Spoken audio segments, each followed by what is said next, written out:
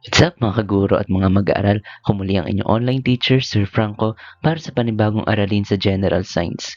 Narito na tayo sa Lesson 11 at ang topic natin ngayon is about adapting and mitigating climate change impacts on local biodiversity. Sa mga nakaraang lessons, nakita natin kung paano sinisira ng climate change ang mga ecosystem. Ngayon, ang tanong ay hindi na ano ang problema, kundi ano ang pwede nating gawin. Sa lesson na ito ay tungkol sa pag-asa at pagkilos, kung paano tayo bilang individual at komunidad ay pwedeng makatulong sa pagprotekta ng biodiversity. These are the lesson objectives that the teachers can use in creating their lesson plan. And these are also the focus of our lesson discussion. Before we start, let's think about this. Kapag may nakikita tayong proyekto, polisiya o gawain tungkol sa climate change, hindi agad natin dapat tanungin kung maganda ba ito o hindi. Ang una nating tanong ay, ano ang problema na sinusubukan itong solusyonan? Kung ang problema ay nangyayari na ngayon tulad ng pagbaha, sobrang init, tagtuyot o malalakas na bagyo, ang ginagawa natin ay adaptation. Ibig sabihin, ina-adjust natin ang paraan ng pamumuhay para makaraos at makasurvive. Pero kung ang problema ay pinagmumulan ng climate change ay tulad ng sobrang carbon emission, pollution, o paggamit ng fossil fuels, ang aksyon ay mitigation. Dito, ang layunin ay pabagalin o bawasan ang climate change mismo. At ito ang magiging sentro ng ating talakayan ngayon. Let's do first a pre-activity. Who am I? Number 1, I have tall trees, give you fresh air, and shelter many animals. Who am I? The answer is forest. Number 2, I live under the sea, colorful and full of fish, but I bleach when waters gets too warm. Who am I? The answer is coral reef. 3, I grow along the shore, my roots hold the soil, and I protect people from strong waves. Who am I? The answer is mangrove forest. Number 4, I cover white land planted by farmers and I provide food for people every day. Who am I? Farmland or rice field. Last, I have little rain, my soil is dry, and only a few plants and animals can survive in me. Who am I? The answer is grassland or dry ecosystem. Sa mga nabanggit na ecosystem, ang magiging focus natin since ito ay makikita sa Philippine context. Next pre-activity, what if scenarios. Learners work in groups to predict the ecological, social, and economic impacts of each scenario. The groups will share their answer and answer the following questions. Number 1, what will happen to biodiversity in the given scenario? How will communities and livelihoods be affected? What chain reactions might follow in other ecosystems? And what adaptation or mitigation strategies could reduce these risks? Now let's start with our discussion. First, what is biodiversity? Biodiversity means variety of plants, animals, and microorganisms in a given ecosystem. Ang biodiversity ay ang pundasyon ng buhay sa mundo. Ito ang dahilan kung bakit may pagkain tayo, malinis na hangin, gamot, at matibay na ecosystem. Kapag bumababa ang biodiversity, humihina ang kakayahan ng kalikasan na mag-adjust sa pagbabago ng klima. Climate change and biodiversity loss. Climate change threatens biodiversity through habitat loss, temperature stress, and extreme weather events. Dahil sa climate change, maraming species ang nawawalan ng tirahan, nalalagay sa stress, o tuluyang nawawala. Mas mabilis ang pagbabago ng klima kaysa sa kakayahan ng karamihan ng organismo na mag-adapt. There are cause and effect change in climate issues. First, we have the climate factor, then the ecosystem impact, and then the human consequence. Maraming tanong sa assessment ang gumagamit ng cause-effect change. Kapag nakita niyo ito, isipin agad, ano ang climate factor? Anong ecosystem ang naapektuhan? At sino ang tao o komunidad ang madadamay? Now, the focus of our study is about mitigation and adaptation. Nasabi ko na kanina ang pahapyaw tungkol sa pagkakaiba nilang dalawa. Ngunit palalimin pa natin ang discussion kung ano nga ba ang kaibahan ng mitigation and adaptation and paano ito nakakatulong upang maibsan ang epekto ng climate change sa mga ecosystem at sa biodiversity. First, we have mitigation. Mitigation means reducing greenhouse gas emission, slowing down climate change, and ultimately addressing the root causes. Ang mitigation ay tungkol sa pagpigil o pagbawas ng climate change. Ibig sabihin, binabawasan natin ang polusyon at greenhouse gases para hindi na lumala pa ang problema. Samantalang, adaptation naman is adjusting to climate change impacts. It increases our resilience. Ang adaptation ay pagtanggap sa realidad na nandito na ang climate change. Kaya kailangan nating mag-adjust upang mabuhay at makabangon ang mga ecosystem at komunidad. Local mitigation practices that supports biodiversity. Ang pagtatanim ng puno at mangroves ay tumutulong sa pagsipsip ng carbon dioxide habang nagbibigay ng tirahan sa mga hayop. Ang tamang pamamahala ng basura ay nakababawas ng polusyon na pumapatay sa wildlife. Anong effectiveness ng mitigation practices? Kapag tuloy-tuloy at sama-samang ginagawa, epektibo ang mitigation sa pagprotekta ng ating biodiversity. Hindi ito instant, pero pangmatagalan ang benepisyo. How about for adaptation? Ang climate resilient farming ay tumutulong sa mga halaman at hayop na mabuhay kahit pabago-bago ang klima. Ang protected areas naman ay nagbibigay ng ligtas na tirahan sa mga species. Ano ang effectiveness ng adaptation practices na nabanggit? Sa pamamagitan ng adaptation, nabibigyan ng pagkakataon ng biodiversity na makabawi kahit patuloy ang epekto ng climate change. Iba man sila, pareho silang mahalaga. Ang mitigation ay para sa kinabukasan, habang ang adaptation ay para sa kasalukuyan at agarang pangailangan. Mitigation prevents worsening, while adaptation reduces the present damage caused by the climate change. Mitigation is a way that serves as a long-term solution for climate change, while adaptation is both for short and long-term. And mitigation focus is to reduce the emission of carbon dioxide, and adaptation builds resilience to the changing environment. How to identify adaptation and mitigation? Kapag tinitingnan natin kung adaptation o mitigation ang gawain, unang tanong dapat ay ano ang problema. Kung ang sagot ay umiiral na epekto dulot ng baha, init, tagtuyot, adaptation yon. Kung ang sagot ay pagbawas ng climate change mismo, mitigation yun. Pwede rin natin gamitin ang time perspective test. Isang magandang paraan para makilala ang adaptation at mitigation ay pagtingin sa panahon o time perspective. Ang adaptation ay kadalasang short-term o agarang tugon. Ginagawa ito dahil naranasan na natin ang epekto ng climate change. Halimbawa, ang pagtaas ng bahay sa bahaing lugar. Hindi nito pinipigilan ng baha pero tinutulungan nitong makaligtas ang mga tao sa pagtaas ng baha. Samantalang mitigation ay ang long term. Hindi agad makikita ang epekto nito pero mahalaga para sa hinaharap. Halimbawa, ang paggamit ng renewable energy ay hindi agad nagpapalamig ng klima pero pinipigilan nitong lumala ang global warming sa mga susunod na taon. Tandaan, ang adaptation ay mas madalas o agarang solusyon para makaraos. Ang mitigation naman ay pangmatagalang hakbang para hindi na lumala ang problema sa hinaharap. Pwede rin nating pagkumparahin ang dalawa sa pamamagitan ng action focus test. Dito naman, tinitingnan natin kung ano ang mismong ginagawang aksyon. Kung ang aksyon ay nakatuon sa pagpoprotekta ng hayop, tao o ecosystem laban sa epekto ng climate change tulad ng baha, init o bagyo, ito ay adaptation. Halimbawa, ang evacuation centers, early warning systems, at flood barriers. Kung aksyon naman ay nakatuon sa pagbawas ng greenhouse gases tulad ng carbon dioxide at methane, ito ay mitigation.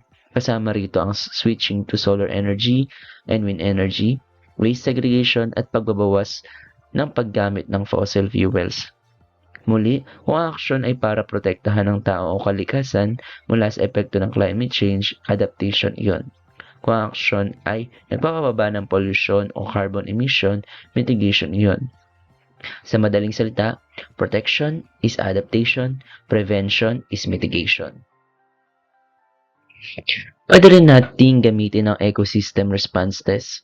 Mahalagang tandaan na hindi lang tao ang apektado ng climate change, pati ang mga ecosystem. Kung ang ginagawa ay para tulungan ng ecosystem na makayanan ng stress tulad ng climate change, tulad ng init, baha o tagtuyot, ito ay adaptation. Halimbawa, ang pagtatanim ng climate-resilient crops o pag-aalaga ng coral nurseries. Kung ang ginagawa naman ay para ibalik o palakasin ang kakayahan ng ecosystem na sumipsip ng carbon, ito ay mitigation.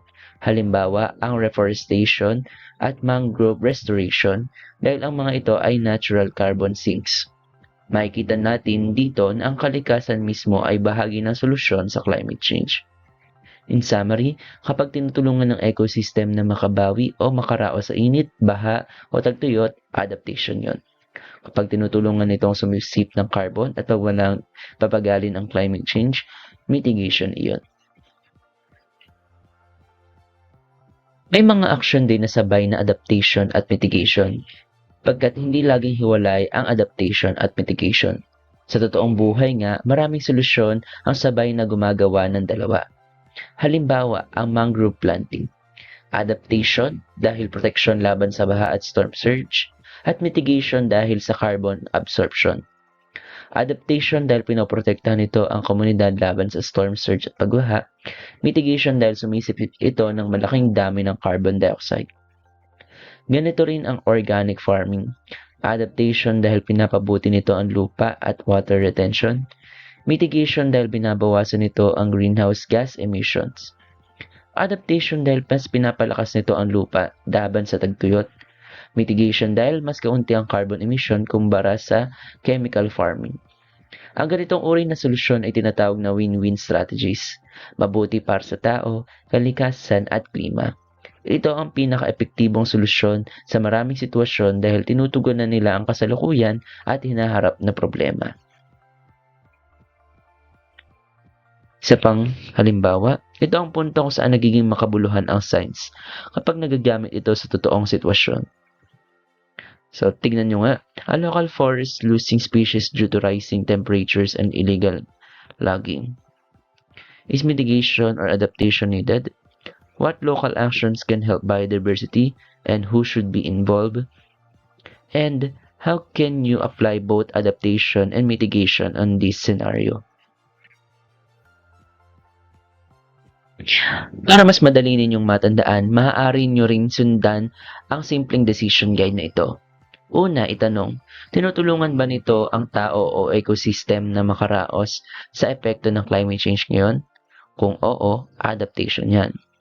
Ikalawa, binabawasan ba nito ang greenhouse gases o carbon emission? Kung oo, mitigation. Kung ang sagot sa dalawang tanong ay oo, ibig sabihin ang aksyon ay adaptation at mitigation. Kapag natutuhan ninyo itong proseso ng pag-isip, kahit anong bagong senaryo ang ibigay sa inyo, kaya nyo na itong suriin ng tama. Kung susundin ninyo ang flow na ito, hindi kayo maliligaw sa pagsagot ng mga tanong, kahit bagong senaryo pa iyan. Let's proceed to community, individual, and collective actions on climate change. Sa Pilipinas, maraming komunidad ang patunay na gumagana ang local solution kapag may malasakit at kaalaman. Halimbawa, ang mangrove rehabilitation sa Palawan, marine protected areas, and pagsasagawa ng organic and diversified farming. Kapag ang komunidad mismo ang nangangalaga sa kalikasan, mas nagiging sustainable at pangmatagalan ang solusyon. Maaari ring makalulong ang mga katutubong komunidad na may matagal ng kaalaman at angkop sa kalikasan. Ang pagsasama ng siyensya at lokal na kaalaman ay mas epektibo. At tayo rin bilang mga individual, pwede tayong makatulong by reducing waste, supporting local conservation, and making eco-friendly choices. Hindi kailangan maging scientist para makatulong. Araw-araw na desisyon natin ay may epekto sa biodiversity. And syempre, mas maganda rin kung may mga collective actions and policy supports. Mas malakas ang epekto kapag sama-sama mula barangay hanggang sa pambansang polisiya. Bakit mahalaga na protektahan ang ating biodiversity? Kapag pinoprotektahan natin ang biodiversity, pinoprotektahan din natin ang sarili nating kinabukasan by means of food security, ecosystem stability, and human survival. Now let's proceed to climate change impacts, mitigation, and adaptation on Philippine ecosystem. Nagbanggit na tayo ng mga ecosystem kanina. At isa-konsekto natin kung ano ang mga impact ng climate change at anong pwedeng gawing mitigation and adaptation strategies sa bawat ecosystem na nabanggit. Una sa forest ecosystem. Sa Pilipinas, ang kagubatan ay matinding naapektuhan ng pagtaas ng temperatura at matagal na tagtuyot. Dahil dito, mas madaling masunog ang kagubatan at mas mahina ang mga puno. Kapag dumaan naman ang malalakas na bagyo, mas maraming puno ang natutumba dahilan ng habitat loss ng wildlife tulad ng Philippine eagle. Anong pwedeng gawing adaptation dahil sa mga epekto na ito? Ang adaptation ay tungkol sa pag-angkop sa kasalukuyang epekto ng climate change. Sa kagubatan, ang mga komunidad ay nagtatayo ng fire breaks upang maiwasan ang pagkalat ng sunog at nagtatanim ng mga punong mas kayang mabuhay sa init at tagtuyot. Ano naman ang mga mitigation strategies na pwedeng gawin? Ang kagubatan ay natural na carbon sink. Kapag pinrotektahan at pinalawak natin ito, nababawasan ang carbon dioxide sa ating atmosphere, isang mabisang pangmatagalang solusyon sa climate change. So, ang mga pwedeng gawin ay pagtatanim ng puno o pagpoprotekta sa remaining forest and syempre pagbabawas o pagpigil sa deforestation. Isunod naman natin ang epekto ng climate change sa mga coral reef. Sa mga bahura tulad ng Tubataha Reef, ang pag-init ng dagat ay nagdudulot ng coral bleaching. Kapag namatay ang coral, nawawala ang tirahan ng mga isda at direktang naapektuhan ang kabuhayan ng mga mangingisda. Maaari din ang ocean acidification at pagkaunti ng fish populations. Ano naman ang mga adaptation strategies na pwedeng isagawa sa mga coastal communities? Sa adaptation, tinutulungan ang komunidad na mag-adjust. Halimbawa, ang pagtatatag ng marine protected areas para makabawi ang isda at pagbibigay ng alternatibong hanapbuhay tulad ng ecotourism. Ano naman ang mga mitigation strategies para sa mga marine ecosystem? Ang mangroves ay parehong adaptation at mitigation tool. Pinoprotektahan nito ang baybayin at sumisipsip ng carbon dioxide kaya nababawasan ang future climate risk. Kaya nararapat lang na i-restore ang mangrove. Dapat ding bawasan ang coastal pollution o ang pagkakalat sa mga coastal areas at lowering carbon emissions. Ano naman ang epekto ng climate change sa mga farmlands? Sa Central Luzon at Mindanao, ang pabago-bagong ulan at matinding init ay nagdudulot ng pagbaba ng ani ng palay. Kapag bumaba ang ani, tumataas ang presyo ng pagkain na isang malaking banta sa food security. Kasama rin dito ang outbreak ng mga peste at reduced rice yield. Ano naman ang mga adaptation strategies para sa mga farmers natin? Ang mga magsasaka ay nag-a-adapt sa pamamagitan ng paggamit ng drought-resistant crops at mas maayos na irigasyon upang makasabay sa pabago-bagong klima. Ano naman ang mga mitigation strategies sa agrikultura? Ang sustainable farming ay nakakabawas ng greenhouse emissions at pinapanatiling buhay ang lupa, kaya masanda ito sa climate stress sa hinaharap. Kasama rin dito ang pagbabawas sa paggamit ng chemical fertilizer at sustainable land use. Sa mga urban areas naman, sa mga lungsod tulad ng Metro Manila, ramdam ang sobrang init at pagbaha. Dahil sa kulangan ng puno at sobrang semento, mas naiipon ng init at tubig ulan. Kasama rin dito ang air pollution at mga health risks. Ano ang mga adaptation strategies na pwedeng gawin sa urban communities? Ang urban adaptation ay nakatuon sa pagprotekta sa tao, pagdaragdag ng puno, maayos na drainage at disenyo ng tahanan na kayang labanan ng init at baha. Kasama din dito ito ang issue ngayon, di ba? Ang flood control systems, dapat talaga maayos yan. Upang mabawasan o mapabilis ang pagbaba ng mga tubig dahil sa baha. Mitigation strategies in urban areas. Kapag binawasan natin ang paggamit ng fossil fuel sa lungsod, binabawasan natin ang ugat ng climate change, kaya mas kaunti ang panganib sa hinaharap. Dapat din ay mas gamitin ang public transportation kaysa private at pagbabawas ng mga basura. Dito, ikumpara natin ang ecosystem response. Makikita natin na bawat ecosystem ay may sari-sariling paraan ng pag-angkop at pagprotekta. Pero lahat ay konektado sa isang layunin, ang pagpapanatili ng buhay. Tumako na tayo sa mga activity at sa ating pagtataya. Activity 1, Adapt or Mitigate Challenge. Hindi sapat ang pag-label. Kailangan ninyo ipaliwanag gamit ang natutuhan ninyo sa mga ipinaliwanag natin. I-classify ninyo ang mga sumusunod kung adaptation or mitigation, then explain why. Bausahin na mabuti ang bawat sitwasyon. Isipin, ano ang problema? Kailan ito tinugunan? Tao ba o climate change ang focus?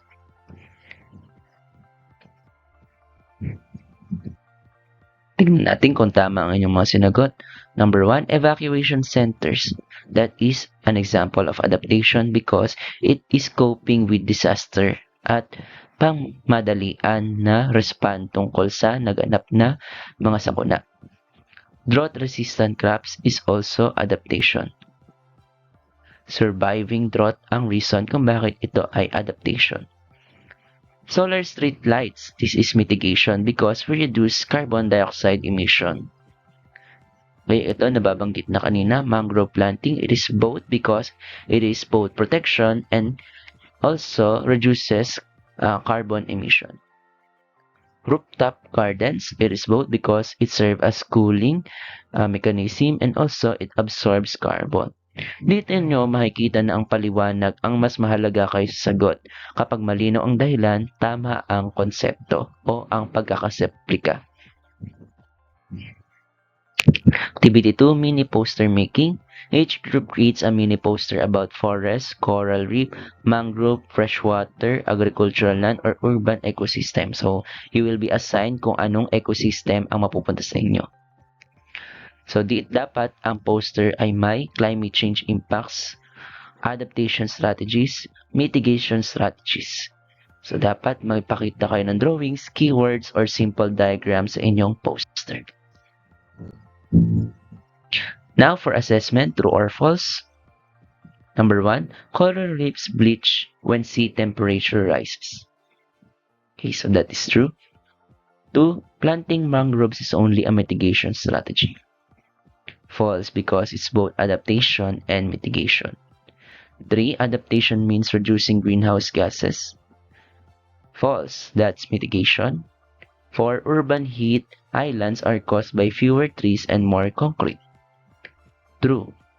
And deforestation increases the risk of flooding. True. 6, mitigation strategies gives result immediately. False. They usually take years or decades to show effects. 7, using drought-resistant rice varieties is an adaptation strategy. True. 8, installing solar panels is an adaptation strategy. False. It's mitigation because it reduces fossil fuel use, thereby reducing carbon dioxide emission. 9, biodiversity loss can reduce people's sources of food and medicine. True. 10, building seawalls protects communities from surges. So, it's a mitigation strategy. False. It's an adaptation since it reduces the impact, not the cause. Now for our generalization and reflection, answer the following questions. Ang climate change ay malaking hamon, pero hindi tayo walang magagawa. Ang kaalaman ay simula ng pagkilos. Kapag mali ang strategy, masasayang oras, pera at effort. Kaya mahalaga ang tamang pag-unawa para may tamang aksyon. Local actions matter in global climate solutions. Ang solusyon sa climate change ay hindi lang nasa international agreements. Nagsisimula ito sa lokal na aksyon, sa komunidad, sa paaralan at sa bawat individual. Ang tunay na layunin ng lesson na ito ay hindi lang para makapasa sa exam, kundi para makagawa kayo ng mas matalinong desisyon bilang future leaders, professionals at higit sa lahat citizens ng ating bansa. That's it for our discussion about climate change adaptation and mitigation strategies.